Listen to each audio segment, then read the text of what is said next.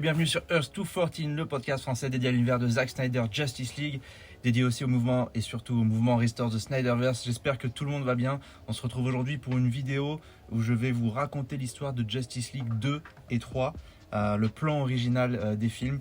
Il y a plusieurs mois déjà, les storyboards ont été révélés aux États-Unis et on a pu avoir toute l'histoire. On a un gros PDF de 20 pages qui est dispo sur internet, que vous pouvez trouver. Je voulais faire cette vidéo depuis longtemps, mais je n'ai pas pu pour des raisons principalement de temps, parce que pour le blog, pour tout le monde Restore the Snyderverse, j'avais pas mal de choses à faire, mais le boulot, machin, enfin pour ceux qui suivent un peu les réseaux sociaux, vous savez que c'est un peu speed. Mais là, je vais pouvoir enfin vous faire cette vidéo.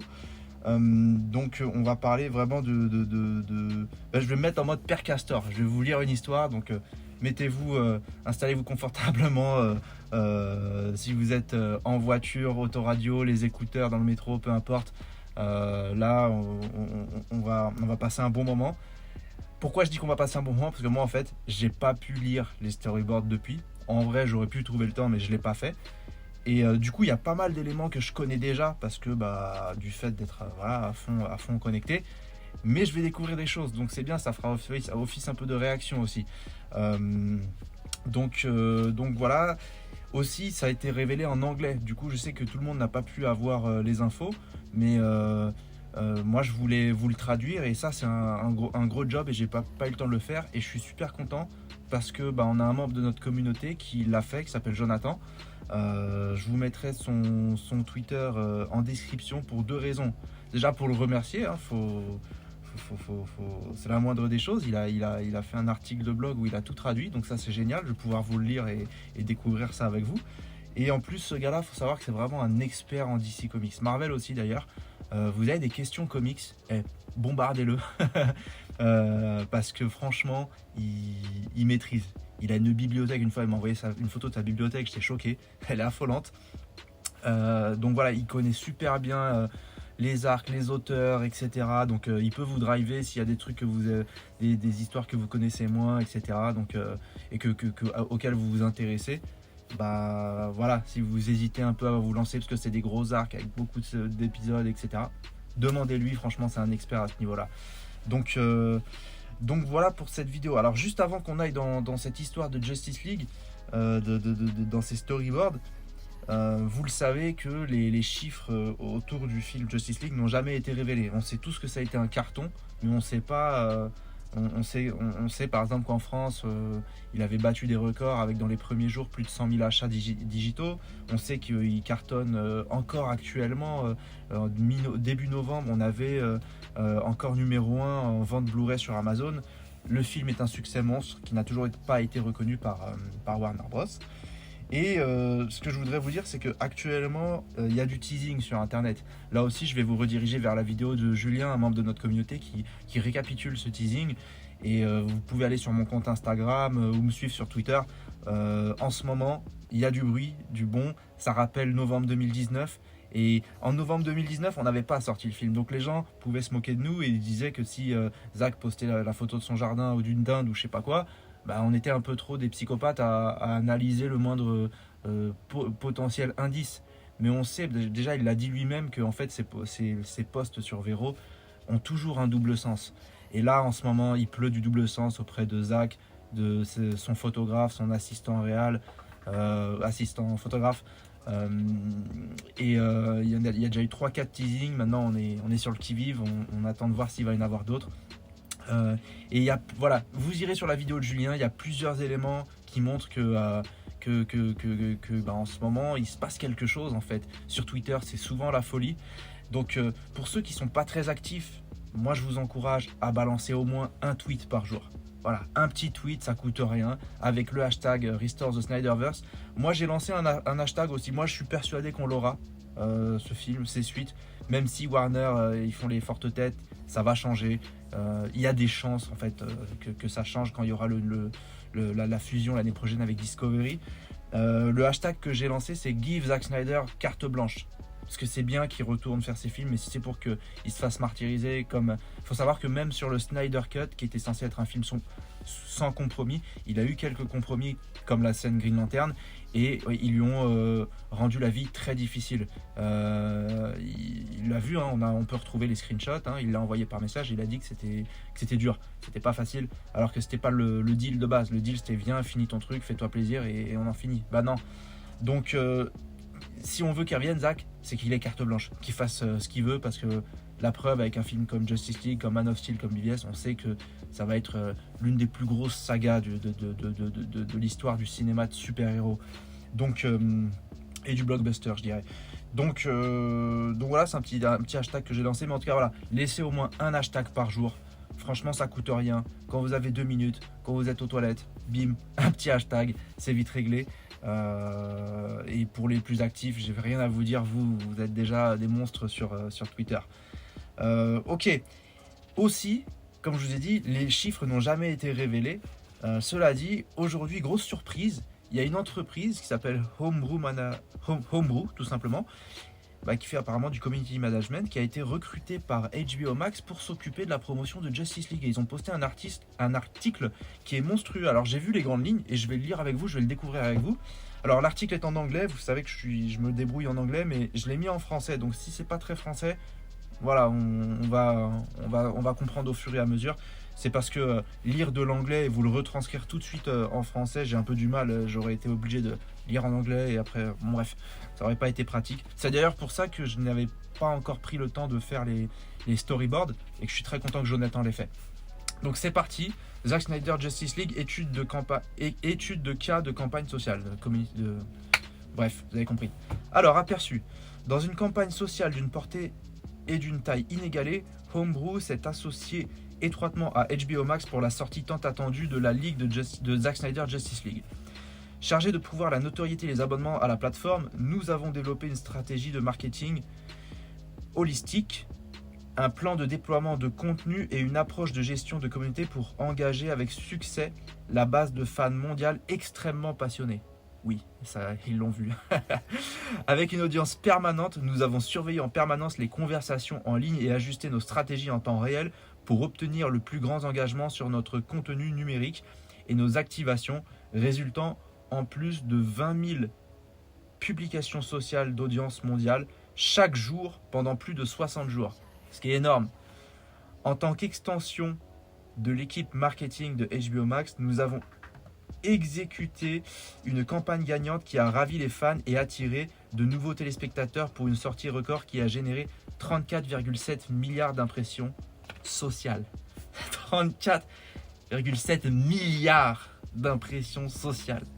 Et d'ailleurs, j'ai mon poster de Victor. Je ne l'ai pas accroché au mur parce que bon, il y a des petits changements qui devraient arriver prochainement.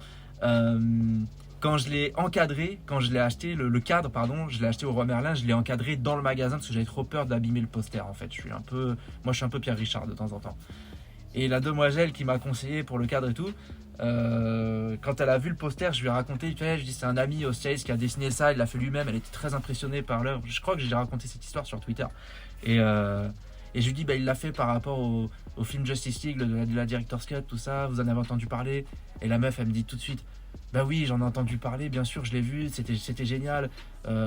Qu'est-ce qu'elle me dit? Surtout, qu'est-ce qu'ils ont fait en 2017? Ils auraient jamais dû sortir ça. Enfin, même le public, qui fait pas partie des hardcore fans comme nous, sont tous convaincus. Là, j'ai un ami que j'ai pas contacté depuis longtemps, que j'avais rencontré en BTS, quand j'avais fait un BTS alternance, il est parti vivre aux États-Unis. Et en fait, on s'était pas reparlé depuis la sortie de BVS. Moi, j'avais un peu oublié cette anecdote. Et là, j'ai posté un truc personnel sur mon compte Facebook perso par rapport à ma société de chauffeur, parce que c'était mon anniversaire, 5 ans de métier, le 28 novembre. Et je suis content du parcours. Et du coup, j'ai eu pas mal de réactions et d'amis qui m'ont félicité. Et ils me félicitent et ils me disent, on s'est pas reparlé depuis BVS. Je dis, ah ouais, truc de ouf et tout, comment ça va? Il me dit, je lui dis, il me félicite, je dis, salut, comment ça va, ça fait longtemps. Il me dit, ouais, ça fait depuis BVS qu'on s'est pas parlé. Zack Snyder Justice League, c'était magnifique, bro. Donc voilà, 34,7 milliards d'impressions sociales. C'est un truc de ouf. Comment tu peux t'appeler Warner Bros et cracher sur ça? Quel ego surdimensionné qu'ils ont. Si encore ils sortaient des films qui faisaient, et je parle même pas que de films de super-héros, si encore ils sortaient des films qui avaient un impact plus fort que Justice League, on pourrait peut-être fermer nos gueules. Mais le programme de 2021 de Warner Bros, les chiffres, c'est pas ouf. C'est pas bon du tout. Il faut arrêter de parler de Covid et compagnie parce qu'il y a d'autres films qui sortent dans les mêmes conditions et qui déchirent tout. Bref, je vous mettrai le lien vers le site en question. Il est super beau. Franchement, ils ont fait un beau job en plus là-dessus.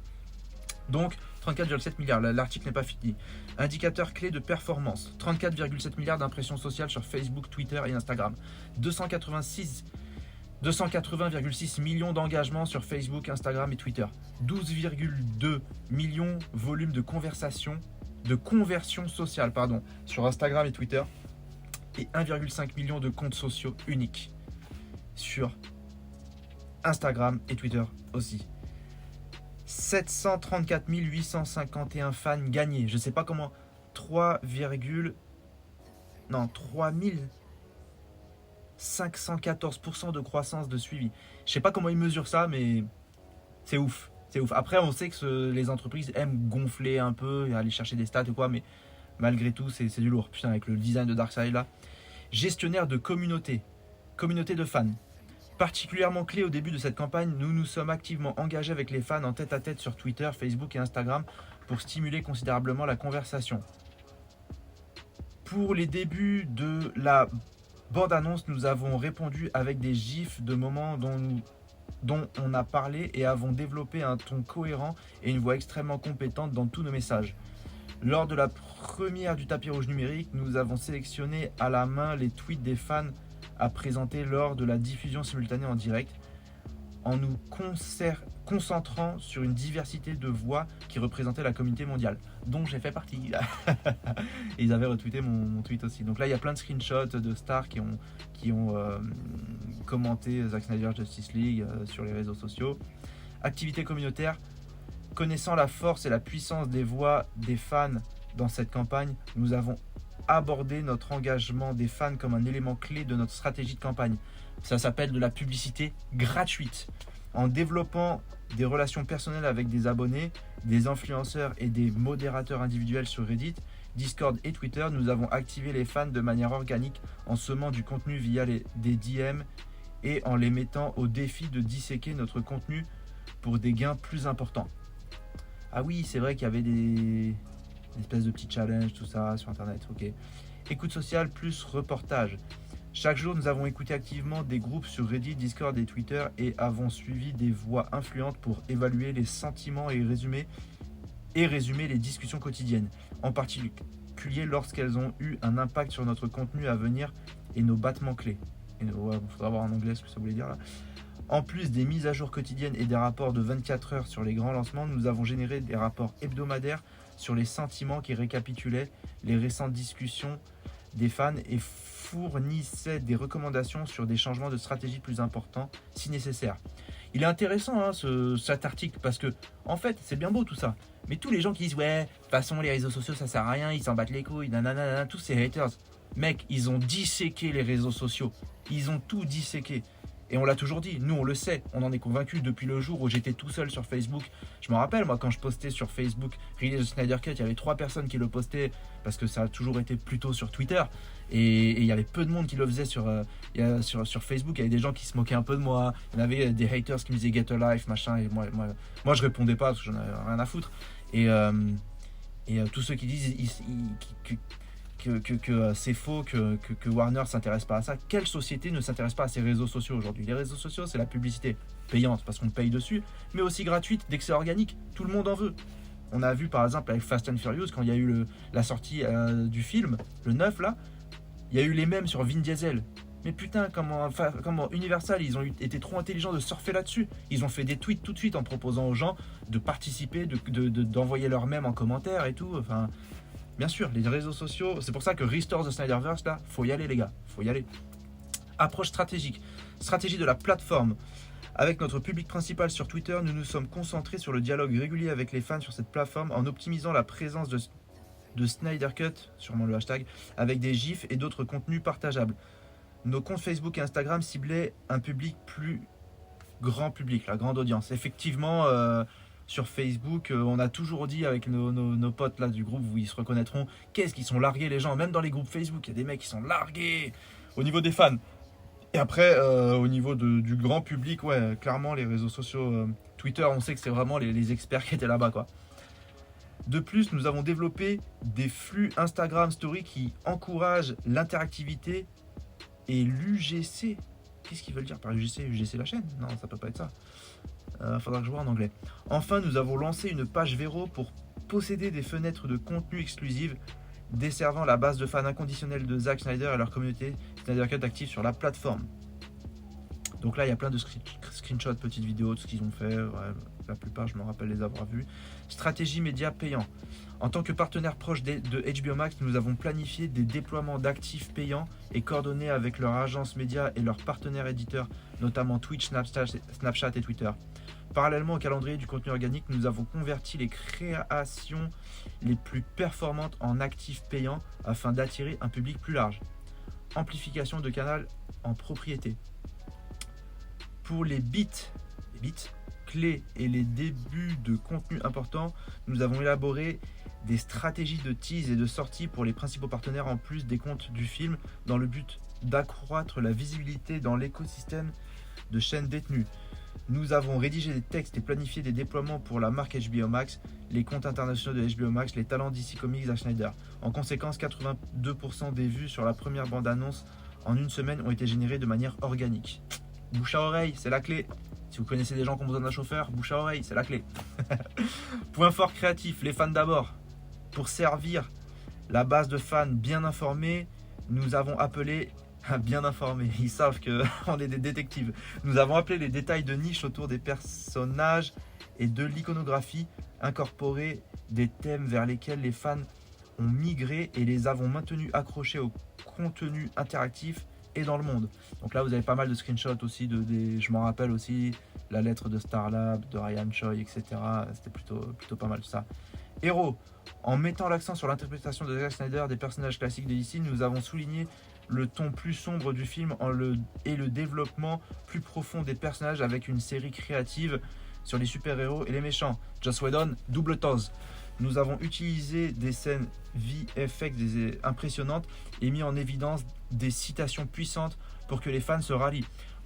Ça c'est clair et net que dans le trailer, pas le Alléluia, le deuxième. Ce que j'adore moi, c'est les punchlines, les citations. Franchement, quand tu l'écoutes, c'est super beau, quoi. Notamment celle de Jonathan Kent, j'adore.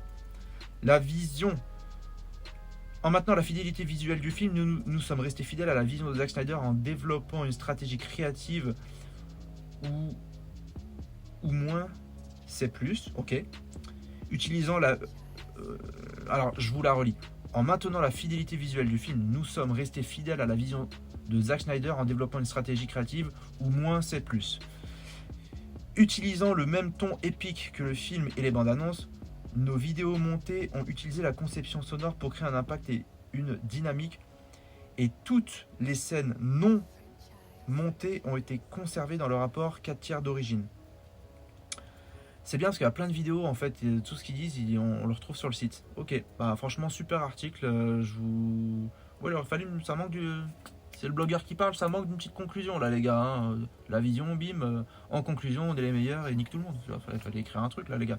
Bon bref, bah c'est cool. Je vous mets ça en description.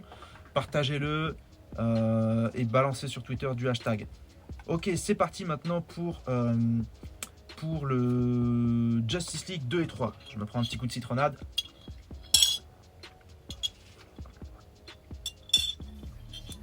Traduit donc, rédigé sur le blog de Johnny Boy, Jonathan.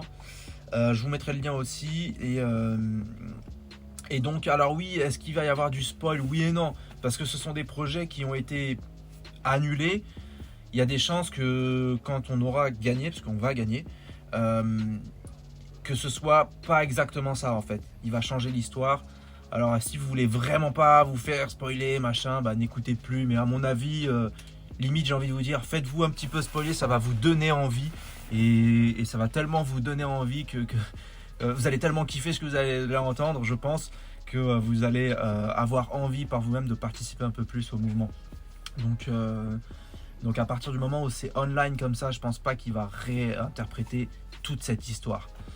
Alors, en mars 2001, une exhibition à Dallas, enfin une exposition à Dallas, nommée Dreamscapes of Zack Snyder's Justice League, dévoile les premiers plans pour les 2 parties de Justice League 2 que le réalisateur et Chris Terrio avaient écrit, illustrés en prime par les croquis de Jim Lee.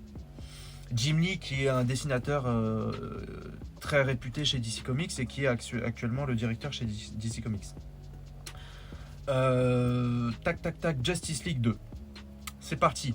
Le film commence quelques semaines après le premier, avec la Justice League en tant qu'équipe unie et efficace, agissant contre un désastre naturel.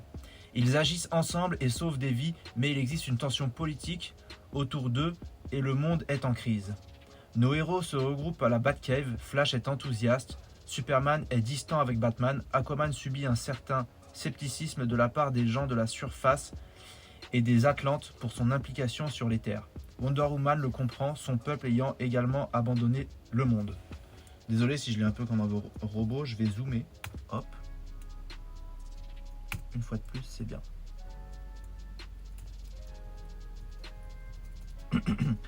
Après leur séparation, Bruce Attends. Voilà. Après leur séparation...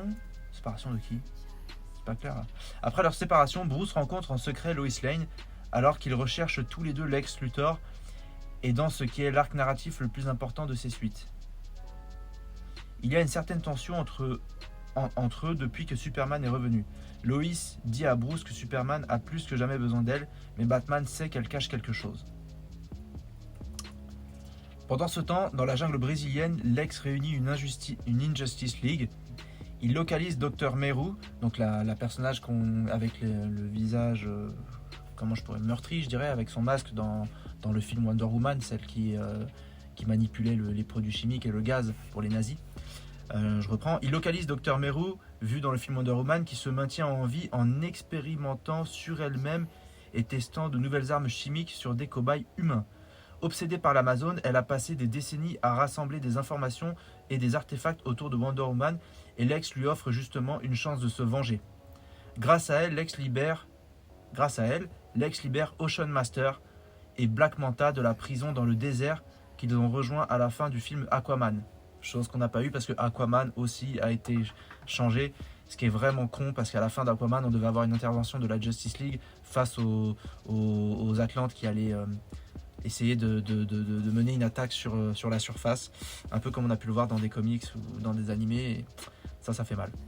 De même, Luthor fait s'évader Captain Cold qui aurait dû apparaître dans le film The Flash en 2018. Bon bah ça hein, c'est au chiotte. Je recommence, excusez-moi, des fois je commande. De même, Luthor fait s'évader Captain Cold qui aurait dû apparaître dans le film The Flash en 2018 de la prison d'Iron Heights à Central City et lui propose d'améliorer son armement et de pouvoir se débarrasser de Barry. Donc Captain Cold, si vous ne le connaissez pas, bah allez lire du DC et faites pas chier. C'est un méchant de Flash. À Metropolis, Superman dit à Lois qu'il connaît son secret. La journaliste est enceinte. Il lui explique aussi que depuis sa résurrection, Clark Kent n'existe plus et qu'il ne faut plus l'appeler comme ça. Ça, c'est ce que Steph a toujours voulu voir. À Paris, Diana et Menalipe, c'est qui elle ? Une Amazone. L'Amazone qui l'a prévenu de l'arrivée de Steppenwolf, découvre une manière de se souvenir du passé sur Themyscira. Wonder Woman utilise alors son lasso de vérité sur elle-même pour ouvrir son esprit. La voilà happée par des visions, d'abord positives, elle voit son île, ses amis Amazon et sa mère. Ensuite, tout s'assombrit, Diana se voit en déesse de la guerre, tuant Superman. Oh, putain, délire. Menalipe la libère du lasso et malgré la confusion et la douleur, elle se rappelle désormais du chemin pour rentrer chez elle. Du côté de Flash, Barry a réussi à rouvrir le dossier de son père en prison pour le meurtre de la mère du héros, et ce grâce à Cyborg, Iris West et des avocats de Bruce Wayne. Aquaman et Mera se battent quant à eux contre le dernier des 7 royaumes d'Atlantis. The Unseen a refusé l'alliance, même lorsque son roi est à terre, le trident d'Arthur sous la gorge. Notre héros s'en va frustré. De retour à la Batcave, Cyborg améliore l'équipement et installe une intelligence artificielle pour Alfred, qui était devenu une figure paternelle pour lui. Il demande pourquoi Batman n'est jamais là et le majordome lui répond que sinon il devrait faire face à lui-même. Le Chevalier Noir est occupé à enquêter sur Lex, ce qui l'amène dans les terres sauvages du Canada. J'aime bien ce petit truc, ça correspond vraiment au personnage de Batman. Pourquoi il est jamais là, sinon il devrait faire face à lui-même. Parce que Batman, c'est l'une des choses que j'aime chez lui, c'est qu'il n'est pas parfait en fait. Alors il a une certaine perfection dans le sens où c'est qu'un homme et il arrive à faire tout ce qu'il fait en tant qu'homme. Mais c'est aussi un personnage qui n'est rien de plus qu'un homme et qui, quand il échoue comme nous en fait, physiquement ou psychologiquement. Donc, ok, Lex Luthor au Canada. Le Chevalier Noir est occupé à enquêter sur Lex Luthor au Canada. Ok. Là-bas, Batman ne trouve pas Luthor, mais le Riddler, l'homme mystère, éveillé depuis des semaines avec une barbe apparente, des doigts sales et des écritures délirantes partout sur les murs. J'ai eu un bug parce que je pensais au fait que dans le film de Matt Reeves, il va y avoir des méchants et comme par hasard, c'est un peu des gars qu'on devait voir ici. Et simple coïncidence, sachant que c'était le projet de Ben Affleck, de Matt Reeves et Ben Affleck, de Matt Reeves sans Ben Affleck, enfin bref, ça me fera toujours chier ça. Donc je recommence, désolé pour les interruptions. Là-bas, Batman ne retrouve pas Luthor, mais le Riddler, l'homme mystère, éveillé depuis des semaines avec une barbe apparente, des doigts sales et des écritures délirantes partout sur les murs. Lex avait besoin de lui pour résoudre l'équation anti-vie. Putain, mais oui, c'est super intelligent. Bien sûr, le mec qui fait les énigmes, c'est lui qui peut aider à ce genre de choses. Il a enfin trouvé la réponse à cette énigme et sait ce dont elle est capable. Une fois débloquée, Lex enlèvera tout sens à la vie. Le Riddler saisit un pistolet et décide de résoudre la dernière énigme avant de se tirer une balle dans la tête. Lois est aussi à la poursuite de Luthor. Elle tombe sur la planque du docteur Meru et se rend compte de qui elle est et que Lex est en train de réunir sa propre équipe. Wonder Woman et Menalipe retournent enfin sur Themyscira. Diana craint la réaction de sa mère, mais Hippolyta l'embrasse, la larme à l'œil. Elle déclare qu'un tel événement mérite une fête. Aquaman et Mera arrivent finalement à convaincre The Unseen de rejoindre les autres royaumes sous-marins. Atlantis est enfin uni. Barry arrive à faire libérer son père de prison. Lois retourne vers Superman et accepte que Clark n'est plus là, mais qu'elle doit toujours trouver Lex. Batman est toujours perturbé par ce qui s'est passé avec le Riddler. Le général Swanswick prévient alors Lois que le super vilain a les 3 Mother Boxes. Swanswick, c'est, pour ceux qui se rappellent plus, c'est Martian Manhunter. Lex Luthor active les Mother Box afin d'obtenir la puissance de l'équation d'anti-vie et détruire la Justice League. Il est alors surpris de voir un boom tube s'ouvrir. Darkseid arrive, suivi de son sadique servant Dissad, avec le fameux storyboard que Clay Staub a utilisé sur Twitter et qui a teasé Restore the Snyderverse. Peut-être qu'on dirait pas, mais je suis en train de me faire gifler parce que je lis. Dans la Batcave, Superman, Batman et Lois se regroupent. Superman dit à Batman que c'est un combat entre dieux et que Lois est son monde et que Bruce doit la protéger. Pendant que Superman affronte Darkseid, Bruce et Lois se disputent. Il sait qu'elle est enceinte, mais Lois lui dit qu'il n'est pas le père. Merde. Elle veut le prévenir de ses découvertes, mais il n'écoute plus rien. Darkseid déclare à Lex qu'il ne veut pas tuer Superman, mais le soumettre. Il lui répond alors que la clé pour briser le Man of Steel est une certaine femme. Bon là, clairement, ça, on sait que ça arrivera dans les suites. Enfin, on sait jamais à 100%, mais au vu de ce qui a été teasé, là, je veux voir ça, moi, perso. Superman arrive pour se battre, mais Darkseid utilise un boom tube pour rejoindre Lois. La Batcave est en train de s'écrouler, le super vilain fixe Lois et Bruce semble tétanisé. Que peut-il faire? Superman débarque à la vitesse de l'éclair, mais arrive juste à temps pour voir les Omega Beams sortir des yeux de Darkseid, transformant Lois en cendres, comme on l'a vu dans Justice League. Dr Meru lâche un gaz chimique sur Themyscira qui tue les Amazones, même Diana qui meurt dans les bras de sa mère. Meru meurt aussi, avec un sourire malfaisant sur son visage. Ocean Master et Black Manta attaquent la cérémonie d'Atlantis. Arthur meurt et Mera, balafré au visage, survit de justesse. Captain Cold utilise ses nouvelles armes contre Flash et Cyborg. Ce dernier se sacrifie pour sauver Barry et finit coupé en deux. Ça me rappelle ce que disait Kevin Smith, c'est le rêve, the wet dreams of any DC fans, le rêve mouillé de n'importe quel fan de DC. Putain, c'est un truc de ouf. Darkseid prend le contrôle de Superman et le lance contre Batman, qui arrive à s'échapper de peu. Lex se réclame victorieux, mais Superman lui fait face et utilise sa vision laser pour le brûler. Alors que le super vilain crie de douleur, on se retrouve 5 ans plus tard. 5 ans plus tard, on se retrouve dans le monde du Nightmare vu dans Batman vs Superman. Des dunes de sable envahissent la ville de Gotham qui, comme le reste du monde, appartient à Darkseid. Batman surgit avec un groupe de rebelles et les membres survivants de la Justice League devant un manoir Wayne en ruine. Flash est là, traînant ce qui reste du corps de Cyborg. Non, excuse-moi, parce que tellement je l'avais dans la tête ça. Flash est là, traînant ce qui reste du corps encore conscient de Cyborg. Bruce regarde le ciel et donne l'ordre de se cacher à l'intérieur avant la nuit car il arrive.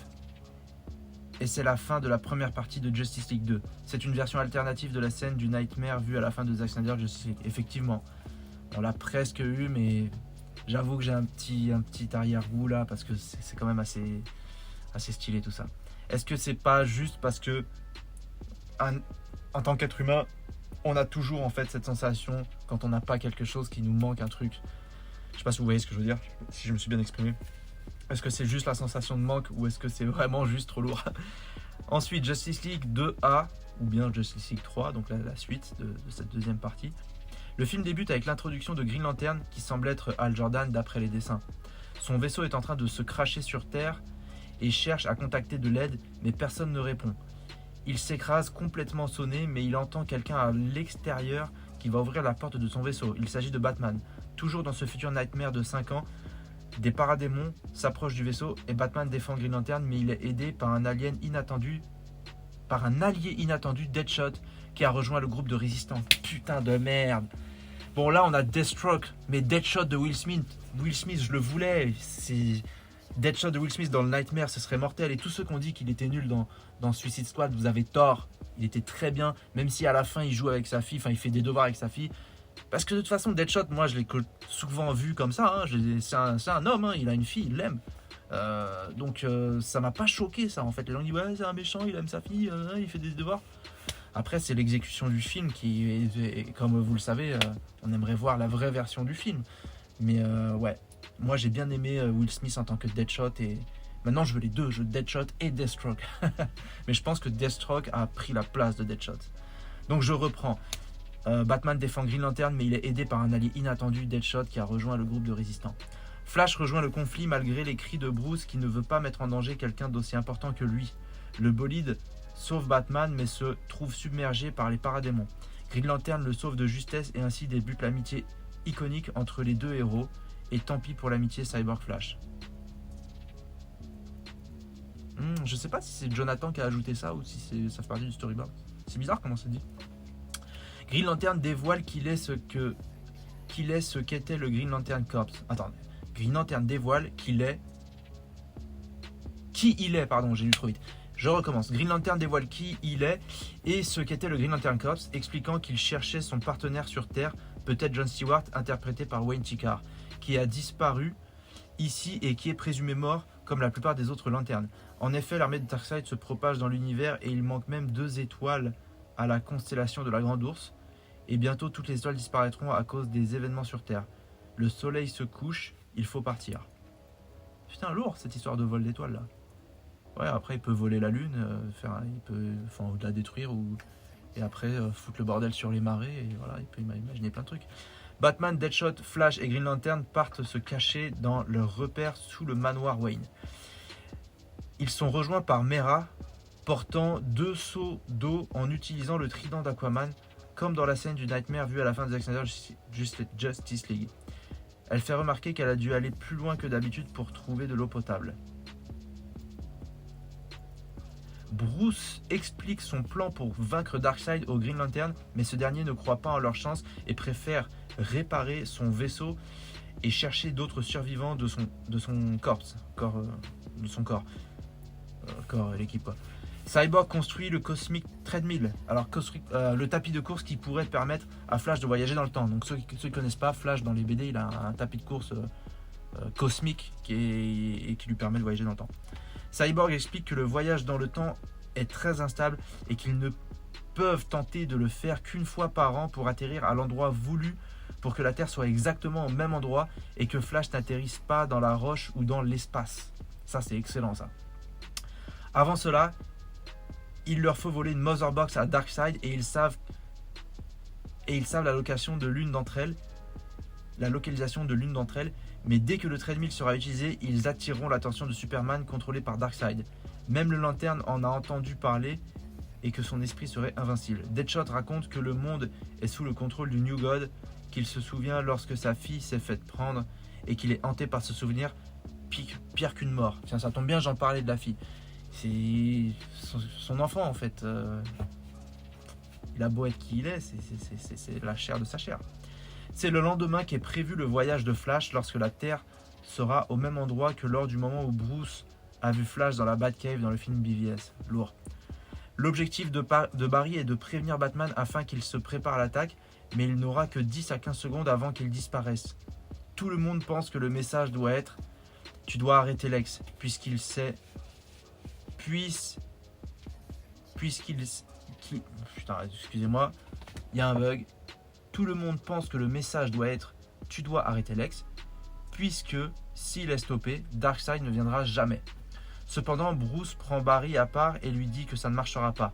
Il essayait déjà d'arrêter Lex, Barry doit donc dire au Batman du passé autre chose. Bruce admet que Lois était le monde de Superman et qu'il a brisé cette connexion entre eux. Il chuchote quelque chose à l'oreille de Barry qui semble sous le choc. S'il répète cette phrase à Bruce, ça changera tout d'après lui. Oh, moi je pense savoir. C'est le début de la mission. Dans une Batmobile dans le style du film Mad Max Fury Road. Non mais, juste j'imagine. Imagine la scène du Nightmare. Une poursuite en mode Mad Max. La Batmobile, des paradémons dans tous les sens. Le Joker sur la Batmobile. Il y a des fan art là-dessus comme ça. Putain mais qu'est-ce que ce serait lourd. C'est le début de la mission. Dans une poursuite style Mad Max Fury Road. La Justice League, Batman, Green Lantern, Deadshot et Mera débarquent dans une cathédrale remplie de personnes contrôlées par l'antivie avec des prêtres humains s'agenouillant devant la Mother Box. Flash et Cyborg se préparent pour le saut dans le temps. Ce dernier reprécise qu'il n'aura que très peu de temps pour livrer son message avant de disparaître dans le néant, mais que s'il réussit, rien de tout ça ne se sera passé et qu'il sera donc toujours en vie. C'est marrant pour les prêtres humains qui vont prier, là, qui vont s'agenouiller devant la Mother Box. C'est encore, on revient par rapport à BVS, sur l'imagination de personnages super-héroïques dans un monde humain comme le nôtre. Et je l'ai souvent dit, pour des gens qui sont catholiques, juifs, musulmans, ou peu importe, qui ont des croyances, et demain tu vois un mec voler dans le ciel avec une cape rouge, qu'est-ce que tu pourrais penser? Et là, carrément, les prêtres humains se retrouvent à prier une box, quoi. Enfin, c'est plutôt cohérent. Les autres héros volent la Mother Box et s'enfuient vers la Batcave, mais comme prévu, Superman les poursuit immédiatement.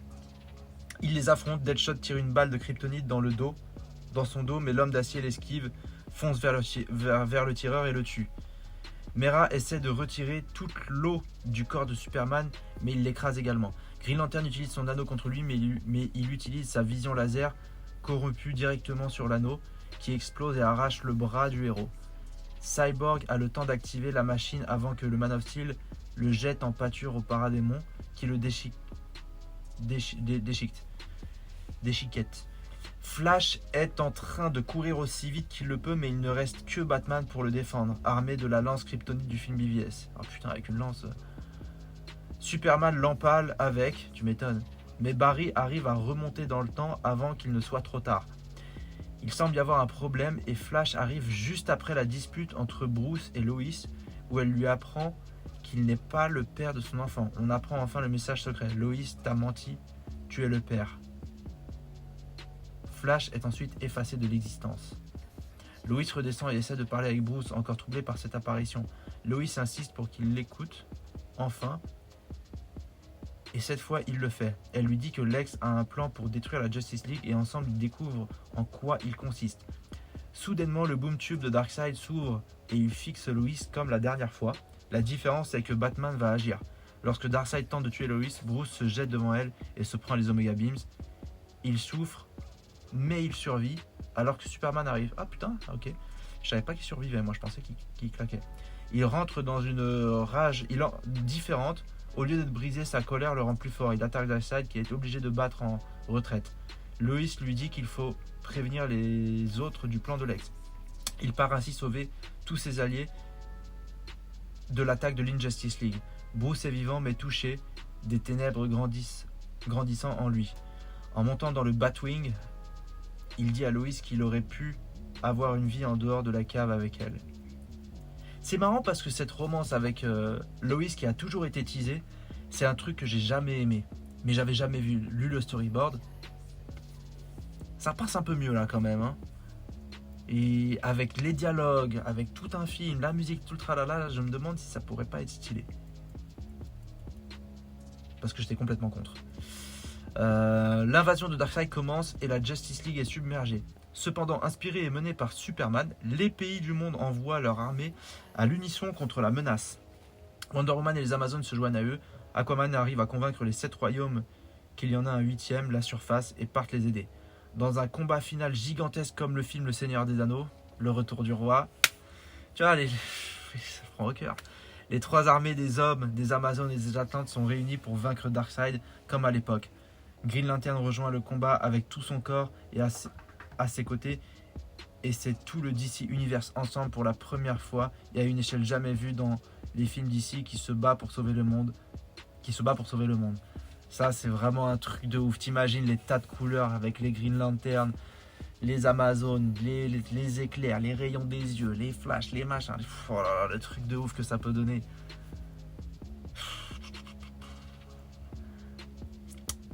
J'en étais où? Univers ensemble pour la première fois. Hippolyta meurt pendant la bataille en sauvant sa fille et après lui avoir exprimé toute sa fierté. Flash atteint un nouveau stade dans la maîtrise de ses pouvoirs et arrive à exister à 2 endroits à la fois. Ah ouais, truc de ouf.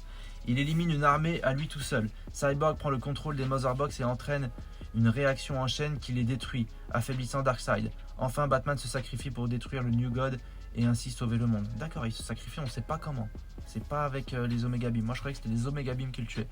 Après la bataille, Diana devient la nouvelle reine des Amazones qui rejoint le monde extérieur pour restaurer et inspirer la paix. Et restore, bref, vous avez compris. Wonder Woman négocie la paix entre les pays de la Terre. Arthur est reconnu comme le vrai roi unique qui unit le monde. Le scepticisme sur son héritage humain transformé en admiration. Cyborg devient un véritable dieu de l'ère numérique. Il est désormais capable de se transformer pour ressembler à un humain également. Putain, lourd.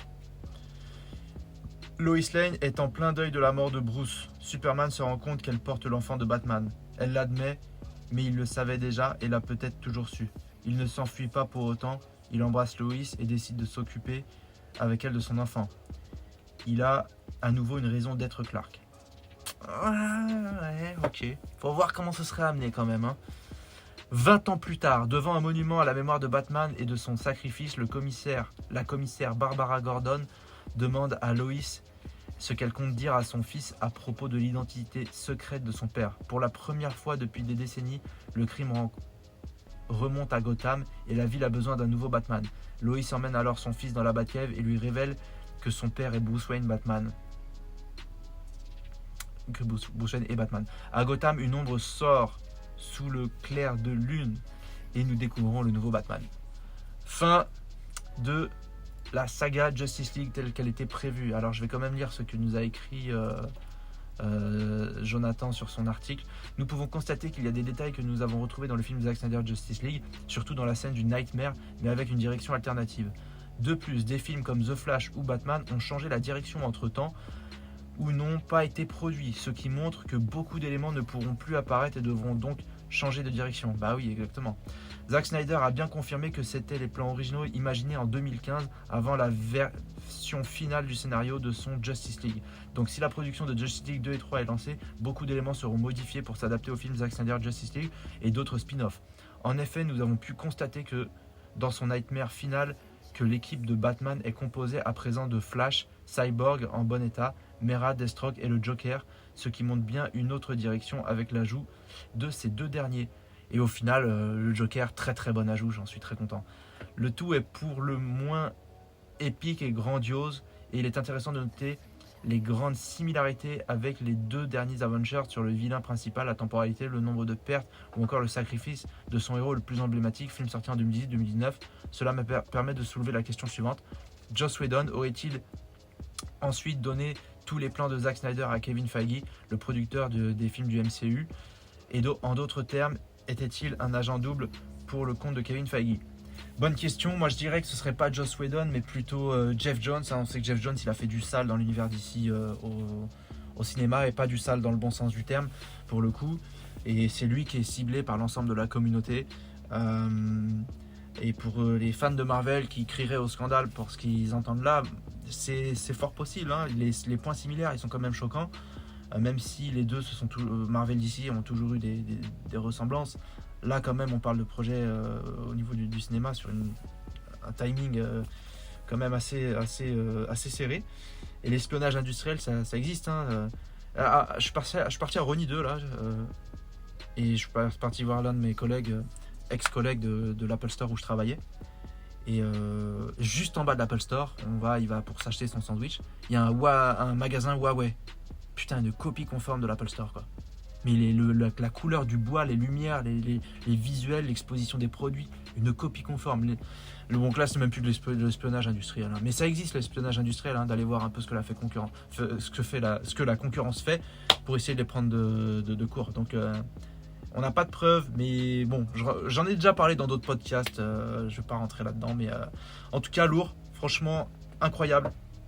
Là, je me suis fait une petite soirée lecture. J'ai enfin pu lire les storyboards et ça fout les boules, mais ça donne envie de continuer. Donc vous savez quoi faire, Twitter, Instagram, Facebook, Restore the Snyderverse.